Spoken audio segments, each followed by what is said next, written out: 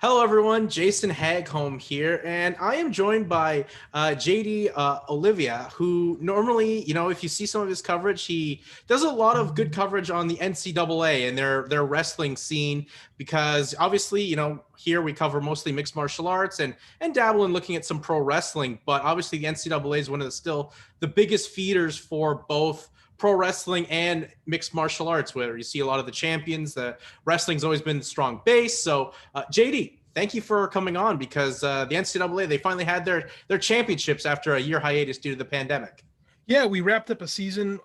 Finally, we were 1 week, we were 2 weeks away last year from wrapping it up, and it was right at the very beginning of the pandemic, and they shut things down kind of at the last minute. So a lot of things kind of went unfinished for a lot of kids. And this year we started late. We had a very short season. The season started first week of January. Normally we start first week in November. So this was literally about half a season as compared to normal. So guys didn't have nearly as many matches as normal. But on the flip side, there weren't as many major injuries as you usually see. Like every year, you usually see guys go down, with the exception of Mikayla, returning national champ from Virginia Tech. There were no major injuries that took guys out. There's one major injury that I'll talk about a little later, but as far as like eliminating guys mid-season, we didn't see nearly as much of that as we normally do.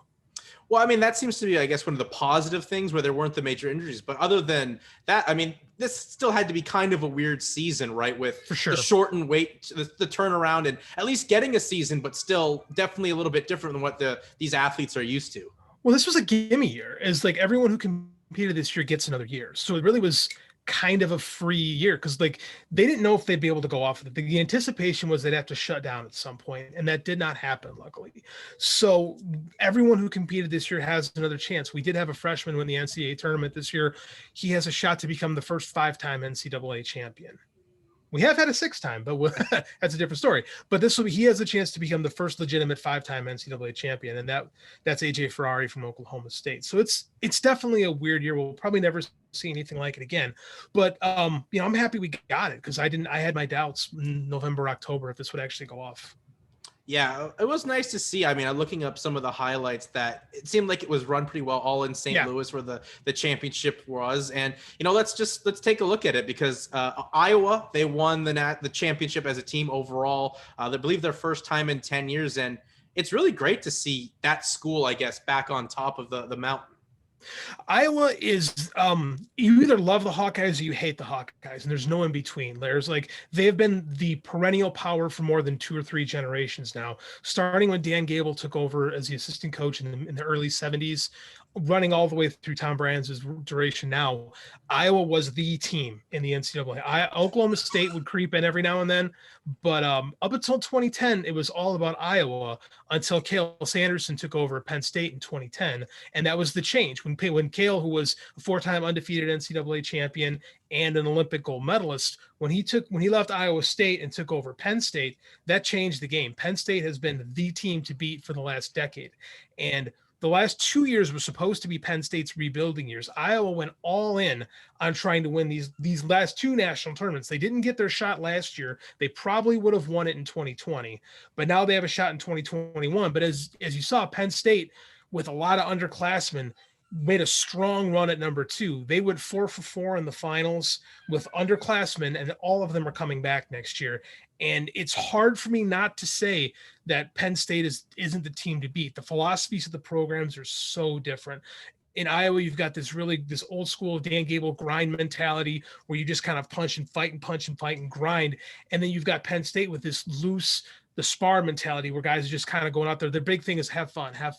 And like you listen, like Kale has these guys, I don't want to say brainwashed because it's the exact opposite of brainwashing, where you have these guys saying, man, we just have fun. Man, you go to Penn State, you win big matches and you have fun. It's like every single time you get one of these kids on the microphone, they say the exact same thing. We have fun. So it's these 2 completely polarizing programs that have not only dominated the Big Ten, but they've dominated the national scene over the last decade. And it looks like they'll continue to do so for a while. Yeah, I mean, you talk about Penn State, like for me, being a total outsider, I didn't know Penn State was such a big powerhouse, and they had 4 athletes compete in finals, and they went 4 for 4 winning, in their weight classes. And I'm just blown away. Like that just shows, I guess, the quality of the program going 4 for 4. Here's the thing about the state of Pennsylvania is the hotbed of wrestling, folk style specific wrestling in the country. They should be the best program. The state of Pennsylvania produces the most Division I national qualifiers. They produce the most Division I national champions. The problem with Penn State for the majority of their existence was having a hard time keeping kids at home. Now they're keeping really good kids at home, the best kids at home, and they're bringing in some of the best kids from around the country. And there's no one better at getting inside the head of a good kid than Kayla Sanderson. Kayla Sanderson understands the pressures of being the best. Kayla Sanderson, like I said, he was a 4-time undefeated national champion when he was competing. He was an Olympic gold medalist. And there's a lot of weight that goes with that. And the Iowa mentality of just, you fight and you kick and you scratch, it doesn't work for every kid. So under Kale, he has this completely, almost like a Zen-like mentality that's really fitting this type of athlete a lot better. So it's like I said before, it's a strange dichotomy in styles. And now that you're getting the best PA kids to stay home, you're seeing those benefits at Penn State. Yeah, I mean, you see that in any other sport, right? The Miami Hurricanes back in the day, they had to recruit the state of Florida. And now, obviously, Penn State's having the success doing that with their wrestling program. And as I said, they went 4 for 4, which is just outstanding. And would you say Penn State, obviously, going 4 for 4 now, but they still got years ahead of them for more championships to come? Absolutely. Like I said, it's going to go back to Iowa, Penn State next year. Those are the top 2 programs in the country. I think if I'm a betting man at the moment, I think I'm leaning toward Penn State, but it's hard to say because you don't know quite what happens. The transfer rules make things very difficult. Iowa this last year had some big transfers coming in. And now because, with the transfer protocol, you just say, hey, I'm leaving. And there's really not much a coach can do. So if you want to be coached by Tom Brands and that mentality, you just say, hey, I'm going there. Jaden Ironman from Missouri did that. He was a 3-time All-American in Missouri and said, you know what? I'm going to finish out at Iowa, and wound up at Iowa and was in the finals this year, where again he lost to Nick Lee from Penn State. So, that's the rivalry that you see. So it's going to come down to the recruiting battle in the offseason. It's very, very interesting, and I don't see that shifting for another year or two. Well, I think one of the big stories coming out of this tournament, JD, is the state of Stanford Wrestling, where obviously they had one of their athletes go out there and win his weight class and become a tournament champion. Shane Griffith was the athlete I'm talking about who did that, but it seems like Stanford's going to shut down the program.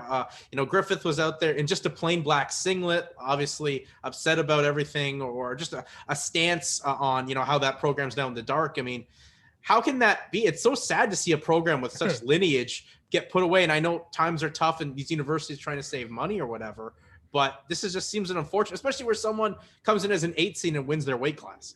This is an unbelievable story, and having friends that coach at Stanford, I've kind of gotten an inside look at what's happened. Just over a year ago, their AD dropped 12 programs and allowed them to finish out their seasons, and initially said, well, if you guys can fundraise, maybe we'll keep the program.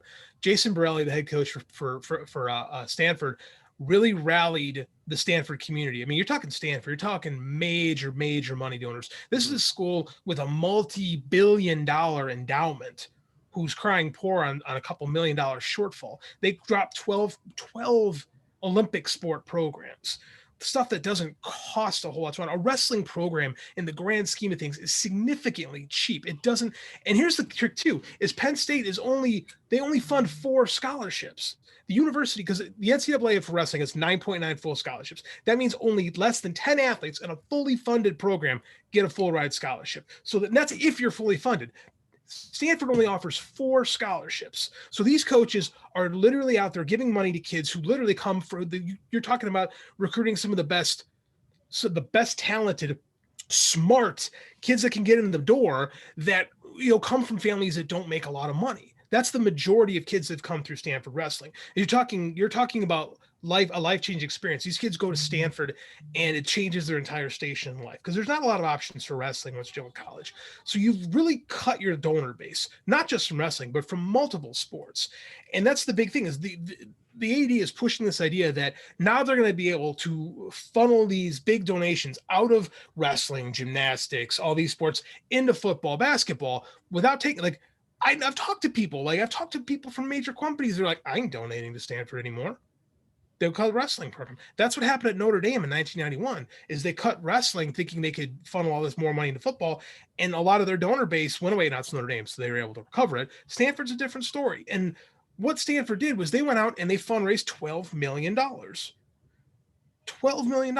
So now they can be completely self-sufficient from the university.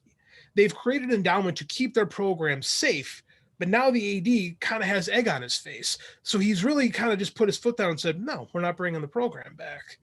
Now they have no reason to, right? And this is a guy who's been knee deep in the big, Aunt Becky scandal. Yeah. Like Stanford is really implicated in that. So it really feels like this is a guy who's trying to fix his own reputation and has dug himself even deeper, thinking that this is the right move. Like this is not a popular move. This is an unnecessary move. It's only going to save the university $4 million a year off this giant, budget shortfall they claim to have, again, for a university that has a multi-billion-dollar endowment. It makes absolutely no sense.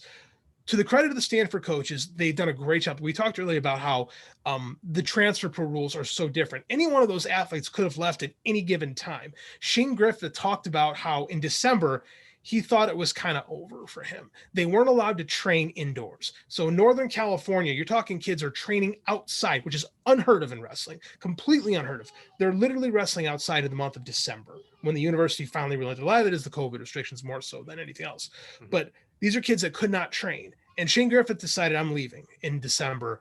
The coaches and his dad said, maybe we stick out the year, see how it happens. And the kid, this is great. The kid said, I'm going to rip it. Let's go win NCAAs. He loses in the Pac-10 finals to Anthony Valencia. It was a 4-time Pac-10 champ, gets the 8 seed, knocks off the number 1 seed, a kid who Alex Marinelli from Iowa, everybody had him winning the tournament this year. He was one of the probably top 3 picks. Shane Griffith beats him, wins pretty comfortably in the semis, and then has a really good match that goes into the finals over Jake Wetzel from Pitt.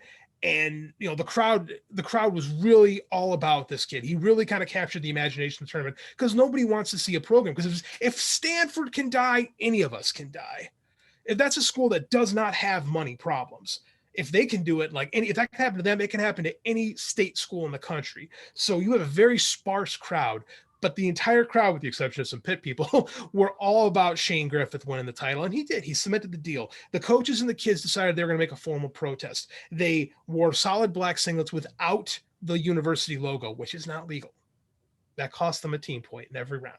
They didn't care because who cares? Unless you're Iowa or Penn State, team points really don't matter anyway. So so they went out there. They went all black. The coaches dressed in all black. That was their form of protest. And it got a lot of attention. Right now, guys like Daniel Cormier, a head wrestling coach himself for Gilroy, California, is out there really kind of beating the drums, trying to get everybody to notice that Shane Griffith winning an NCAA tournament has done more to put a spotlight and really shine on what Stanford has been doing than anything else that's happened. And this has been a major story in wrestling. But, Shane Griffith taking that number 8 seed, winning an NCAA tournament has really kind of changed the game a little bit. Now we're talking about this on ESPN. Now major outlets have picked up on it. And this happens. This happens almost every year where good programs at Division I, Division II level are cut. And most of them fade into the night without many people fighting for it. Some of them get brought back. Arizona State, they tried to cut. They weren't able to get rid of them. They came back with a vengeance. They took 4th this year. Fresno State got cut this year. And there's not as many, the drums aren't beating as loud for Fresno as they are for Stanford. So maybe they don't have quite the fight that Stanford does. But the people from Stanford, man, they're trying really hard and they're fighting to save the program. And they're still trying. Nobody quite knows what's going to happen from here. Well, JD, if you had a crystal ball, where do you see the Stanford wrestling program going, by the end of 2021? Do you see there being a Stanford wrestling program? I know it's a little out there, but tough to predict, but what are the vibes you get, especially, as you said, Shane Griffith winning the tournament in his weight class, putting an eyeballs on this situation. And I think that's a good thing, but ADs always have so much power, right? ADs have too much power in these situations. The fact that they saved 1 of 12 programs. I mean, the fact that they made the fact that they cut so many programs at once, which was done on purpose, because it's hard to save any of them if you get rid of so many of them, right? It can cause problems if just wrestling is saved. I want Stanford to stay. Like I had a lot of Stanford gear because I said I got friends that coach there. We've Illinois kids that wrestle at Stanford. Very proud of those kids. Right now, I'm not feeling good about it, to be honest with you. I hope I'm wrong. I hope they're able to rebound, but they've got a lot of egg on their face this weekend. Like they don't like the bad press, but we'll see. Like at the moment, I don't feel good. I hope I'm wrong. Well, hopefully you are wrong, because it's always the worst to see a program cut. And especially, as you mentioned, Stanford is not a university that's hurting for cash, right? No, and this is a year where they have a returning national champion, two other returning All-Americans. They had two kids who were one match away from All-American. This is a program that is fully self-sufficient. They don't get much support from financial support from the university to begin with. So it's not a big ask for what they're doing. And they're literally bringing their best team back. Like this is literally the best performance they've had in a long time. They haven't had an NCAA champ since 2004. They haven't had a kid in the finals since 2012. So it's a terrible time to be cutting their program. So I hope people just keep banging the drum and really make the AD look bad, because it's a poor decision. It's a financially non-solvable decision. It doesn't make sense when you really look at the numbers. This is not helping them. It's just trying to get in good graces, because, and this is my opinion, he looks so bad in the for lack of a better term, Aunt Becky scandal, that I think he's really trying to show the brass at Stanford, hey, look how much money I'm trying to save you guys. Look, I still have value to this place, and it's not looking good, but we'll see what happens. Like the next 2 months are going to be telling. It's either Stanford's back and safe, or they're gone, and all those kids have to find somewhere else to go.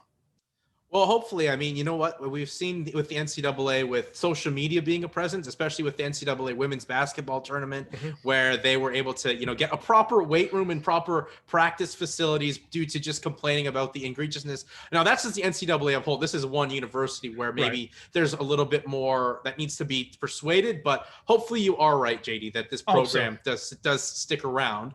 But I mean, you know what? This tournament seemed really good, and a lot of solid prospects for, potentially making the venture in the turn to mixed martial arts or pro wrestling. And where do you see that trend going, JD? Because for a while there was really, once the MMA and UFC got really hot, it was all I'm going to be a mixed martial artist. But now it seems like, WWE and the pro wrestling scene, they're kind of winning some of that back. I know the last recruitments for NXT, they signed a kid that did pretty well with North Carolina. North Carolina had an athlete that just won a championship for the first time since 1995. Like, where do you see the trend going? Is it kind of leaning back towards pro wrestling, or will there be who could make the jump straight to mixed martial arts, do you think? The game is different now than it was a decade ago, because so many guys were heading to mixed martial arts. It was really kind of hurting us on the international scene. So over the last decade, they've changed the game as far as how we treat freestyle athletes in this country. Every college now has these independently funded regional training centers where they're getting the best guys to stick in wrestling, and they're paying them well. So now you have guys that are trying to make Olympic teams that are making high 5, low 6 figures, something that wasn't really a thing a decade and a half ago. So we're giving guys more incentive to stick around wrestling. So we're giving guys the incentive to stick around wrestling. And you will see guys who transition to MMA. It's hard to tell that right now, because a lot of times those are guys who a lot of times it's not the big names that make the seamless transition to MMA. A lot of times it's the lower All-Americans, because the better guys tend to go wrestle in the Olympics. So it's hard for me to go. There's guys I see, like I think any of those Penn State guys could easily make the transition to MMA. They're really good. As far as pro wrestling goes, the two top prospects, Gable Stevenson, who is the heavyweight national champion. This is a kid that's a ton of charisma. The WWE is already into him. Brock Lesnar's already done a bunch of training stuff with him. He's a phenomenal athlete at he's probably about 6'1", about 240, but he looks good. A couple years ago, he was a little chubbier. Now he's just, lean and mean and incredibly athletic. He beat our Olympic representative this past year. So he will try to make the Olympic team this year. And if that works out, I could see him not coming back and making the transition to WWE, because he said it a bunch that that's what he wants to do. The number 2 guy that people are looking at as making it, which is a freshman, and this kid has expressed no interest in jumping over, but he's got the personality, and that's AJ Ferrari from Oklahoma State. This kid is different. Like he was cutting promos Immediately after winning his matches. Again, this is a true freshman. This is a kid who has not turned 19 yet, and he's a big body. He said he wants to go heavyweight next year. Big ripped up kid, just a ton of personality. He basically called out Gable Stevenson. Like, he basically invited Gable Stevenson to stick around another year and wrestle him for a national tournament. Like, this kid has got the fire, and Oklahoma State does have a tradition of bringing guys into MMA. You've got guys like Jared Rosho, Johnny Thompson, those Daniel Cormier. Those are guys that are Okie State through and through, and so it would not surprise me if we saw that. Stop it. I'm sorry. It's all good. Mm-hmm. Good night. I'll see you tomorrow. Sorry about that. No problem. But this kid with the Gerald Briscoe connection could absolutely make the jump to the WWE. But he's going to try to win 5 NCAA titles. So this is the kid I was talking about earlier. He could be legitimately the first 5-time NCAA champion. Carlton Haussereg won 6 NCAA titles back when you could compete in Division I and Division II, and he won 3 in D2 and 3 in D1. Can't do that anymore. AJ Ferrari can legitimately win because of the rules. He legitimately could win 5 NCAA titles. So I don't think he would leave early, but afterwards, if he doesn't think the Olympics are a thing for him with his size and personality, I could easily see him making the transition into pro wrestling. It's different. It's different. It's you need to be a little bit more than just a good athlete to make it in wrestling. And there are guys that have that dynamic personality that can make it, but it's a tricky one. Gable is the number one. That's going to happen. His brother Bobby is already in the PC, so the pipeline is already laid out. You got the Brock Lesnar and Shelton Benjamin, another Minnesota guy connection. That's going to happen. It's only a matter of time. Yeah, I mean, Gable already has the clip going around with his backflip after winning, which is insane athleticism alone for being a heavyweight NCAA wrestler. Here's what's crazy about Gable Stevenson. Heavyweight was the only division this year that had multiple age group world champions. The kid he beat in the finals, Mason Paris from the University of Michigan, was a junior world champion last year. The kid who took third, Tony Cassiope from Iowa, was a world champion. The kid who took fourth from Arizona State, Colton Schultz, son of Mark Schultz, is a former world champion. And Gable Stevenson ran through all of them. Like, in the best weight class, he's far and away the best kid. It is insane how good this kid is, how athletic he is, and how much poise he has, and the amount of confidence. Like, that stuff will bode real well for him if and when he makes the jump to professional wrestling. Yeah, I think I'm excited. Like, I'm excited to see, like, you see just the athleticism alone there. And as you said, you wrestle for the University of Minnesota as a heavyweight where, arguably their greatest was, a former WWE and UFC heavyweight champion in Brock Lesnar. You can see that probably being there. But who are some other names you think could make the jump to either pro wrestling or MMA, JD? Hard to say, because it's like I had 10 years ago, everyone, and myself included, thought Jordan Burroughs was a guy who was for sure an MMA guy. Everyone looked at him and they saw that double leg and they said, Jordan Burroughs is for sure going to MMA. And he leaned that way. And then he decided, you know what, I'm going to try this freestyle thing and see how it goes. And he's become the greatest US freestyle wrestler almost of all time. So it's tricky to look at a guy and say, yeah, that's a kid that, because I mean, like Kamaru Usman, I didn't know who he was in college. He was a guy hanging out in Division II who was like, well, that's pretty good. Who else? I mean, but he wasn't the best. Right. So it's really hard for me to sit there and say, yeah, that guy for sure is going to make the transition to MMA, because it's a different skill set. And there's a lot a wrestler has to go through to get comfortable in MMA. Like, a lot of wrestlers can never adjust to being on their back. It's just, we're taught from day one, man, you got to get off your back. And a lot of them cannot get comfortable on their back, which kills their jiu-jitsu. A lot of them can't strike, and that hurts too. But a lot will try to make that transition. It's hard to say, yeah, this is the kid that's going to make the jump. I think that Tony Cassiope from the University of Iowa, who has a kickboxing background on top of being a multiple-time high school national champion, is a guy I could see making the transition to MMA. That might be the future for him. He's a Golden Gloves boxer and a kickboxer. Now that I'm thinking about it, that kid probably, because it's going to be harder because even if Gable doesn't wrestle, Mason Paris from Michigan is probably the heir apparent at heavyweight at freestyle. That is a kid who might transition well into heavyweight in the UFC.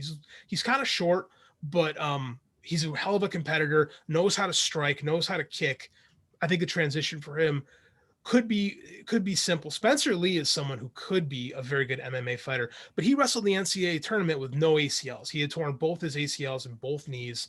And again, he's probably the best wrestler in the country anyway at 125 pounds. I just don't know how long his body will cooperate with him after he's done with college. I mean, he's had a multitude of injuries, and that's harder to make the transition to MMA when your body has already started to turn on you like that. I think I can see that being the end for him. But there's, I can see the guy he beat in the finals, the kid from Arizona State. He is Courtney. He is a kid who's very fast. I could see that working out very, very well from just with his fast twitch muscles and his explosion through his takedowns. That is a guy who would transition very well into MMA. Again, it's hard because the wrestling scene is fighting to keep these guys now, and they're writing paychecks to keep these guys wrestling. So it's all going to come down to who really wants to get in a cage and wants to fight. And a lot of times the guys that do that are the ones that, are the guys who take 6th, 7th, 8th, or maybe don't even All-American.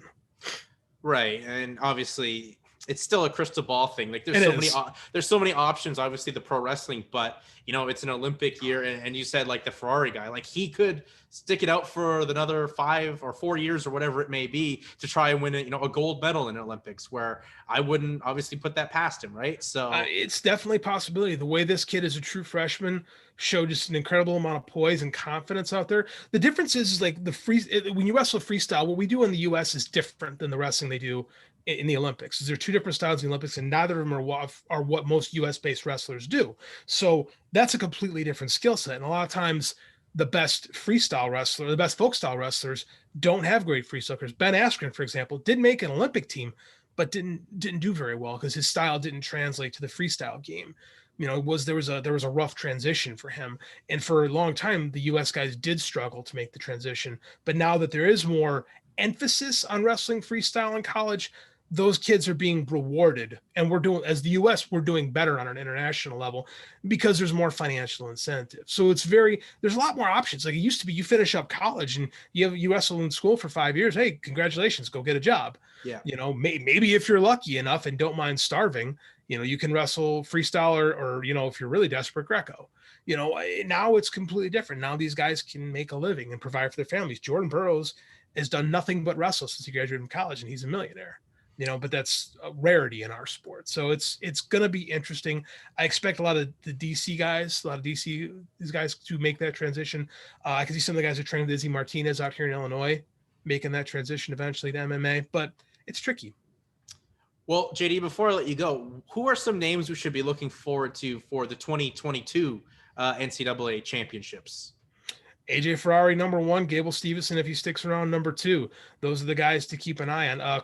Starocki from Penn State is a guy who really impressed me. I thought he looked good, but he really impressed me. Mikayla Lewis from Virginia Tech was an NCAA champion 2 years ago. He tore his labrum early in the year and wrestled the rest of the year with a torn labrum, and he just couldn't. That's a brutal injury. He just couldn't get to the NCAA tournament. When he gets healthy, I fully expect him to be a guy. That is a guy actually who could actually make the transition to MMA if that ever comes up. He's the perfect skill set to transition. That is someone to keep an eye on.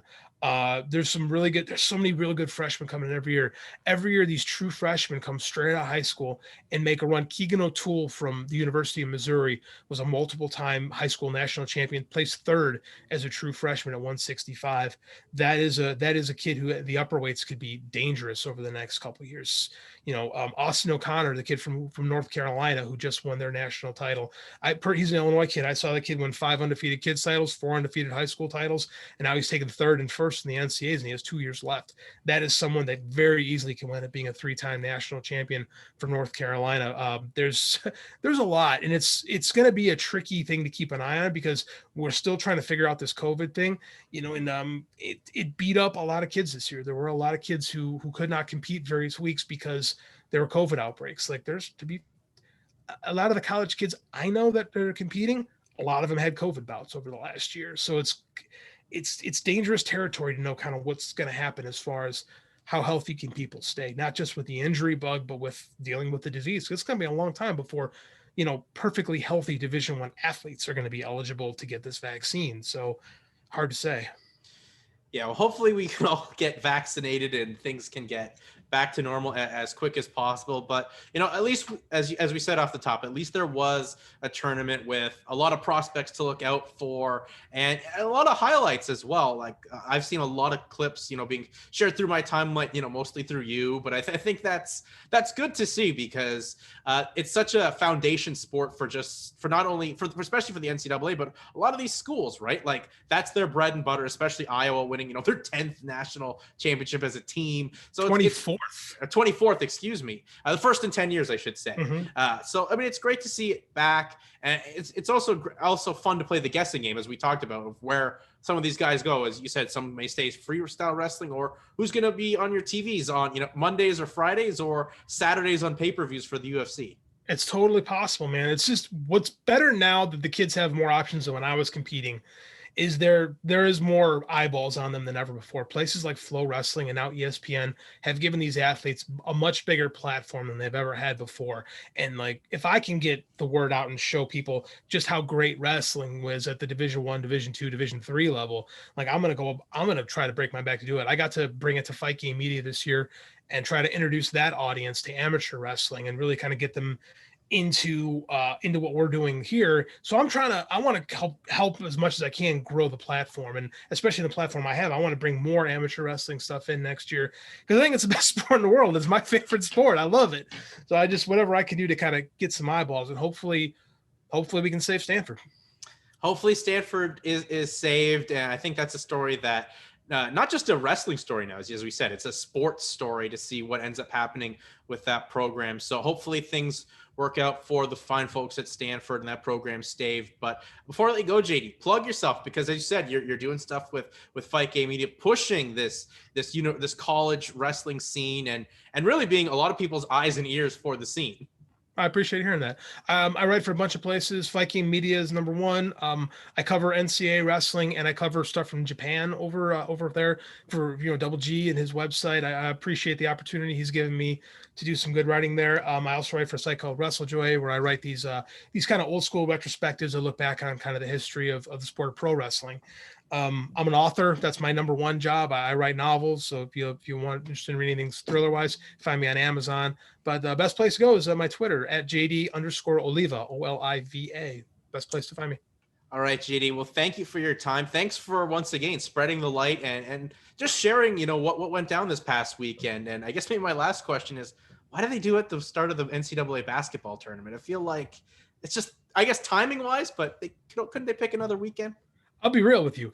I have never watched an NCAA basketball game in my life because March is wrestling time. And that's where my brain has been for the last 30 years this time of year. So, I mean, for me, it's always like, oh yeah, people play basketball this time of year. Like it's sounds like I feel like a foreigner in my own country sometimes.